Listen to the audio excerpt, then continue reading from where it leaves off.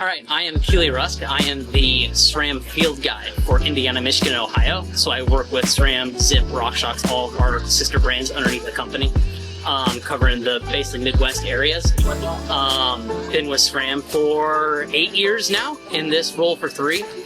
Came from the motocross side of the world into bicycling, found that cross training and stuff like that. Originally from Durango, Colorado, so grew up around cycling, a lot of that stuff. Lived a little bit in California, then moved to Indiana for this position here. So with Dust Bowl, this was one of those events where I knew Mark going into it. You know, I did a lot of bike riding with him, and he was like, you know, I got this event going on, and holding a gravel race this close to our Zipp headquarters, just outside of Indianapolis.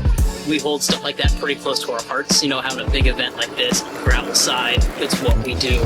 We build products for. So getting hooked up with Mark on that, he let me know what's going on. I work with some guys on the Zipp side of things. He's like, hey, you gotta sponsor this event. It's too good, it's too close to home. So we got connected through that, and we've been a part of it for 3-4 years now. You know, a lot of gravel races, I feel they try to push elevation a lot in it, and that turns it really into a grinder, which, you know, gravel grinders, that's where that kind of term came from. This race, it really is, it brings in a lot of that road cycling style of racing, because it is so flat and it's so fast. It does make it unique in that sense, because people are having to push harder, longer. There's not a lot of breaks from wind, so if it gets windy, you're in the wind. You might have some of the corn crops to block it, but also you get that corn sweat too, which makes it more humid. So it is a unique event in that sense that it really is a bit of a sufferfest, and it really brings out, you know, that true warrior inside of you to get to the finish line. We're big on all our values. When partners and events and stuff like that align, we usually jump on board pretty quick. And I would say the biggest one that hits hard is the community.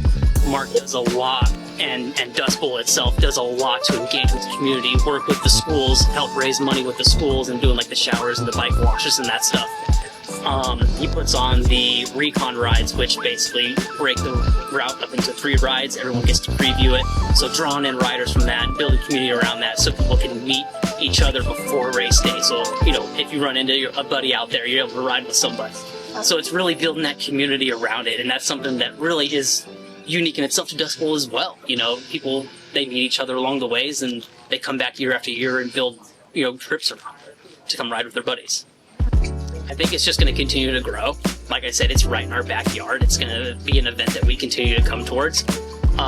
We have plans and ideas that we're always going back and forth on to make it bigger, better. We just need a little bit more space for parking, I would say. After that, we get that figured out, I think this event will really explode, and that's when it'll become fun. But yeah, we're always pondering, coming up with new ideas, and it's just going to get better and bigger from here.